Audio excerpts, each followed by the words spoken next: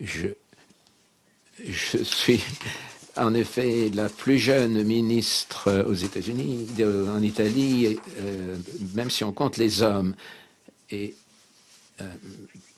je vous remercie beaucoup. Je suis très heureuse d'ouvrir cette manifestation fort importante sous les auspices du Canada et de l'Italie, avec la sponsorship du Zambie et du Yémen. Je voudrais remercier les ministres que j'aperçois dans l'assistance et tous les représentants des ONG. Et c'est un événement important pour tous et pour moi en particulier. Je voudrais commencer par vous donner quelques chiffres.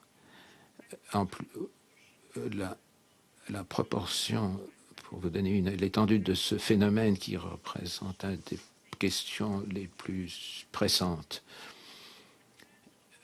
Un tiers de toutes les adolescentes à l'échelle mondiale sont obligées de se marier contre leur volonté, contre leur gré, et 1 millier sont forcés à se marier, obligés de se marier tous les jours.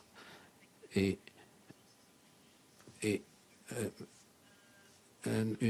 une fille sur 9 se marie avant l'âge de 15 ans, certaines à l'âge de 8 ans. C'est ce qui est plus jeune que ma fille aînée.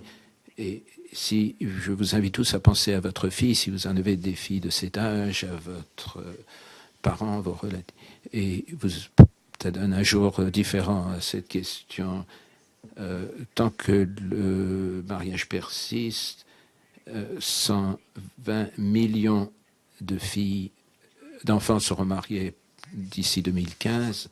C'est une infraction aux droits humains le plus profond. Ces mariages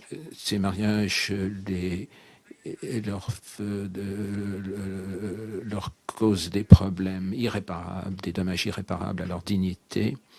En outre, les mariages précoces et forcés entraînent des violations d'autres droits fondamentaux, tels que le droit à l'éducation, à la santé, de liberté d'expression et de croyance. Et donc, c'est une partie de cette liste des infractions provoquées par cette pratique inacceptable. Elles sont forcées font des travaux domestiques très lourds.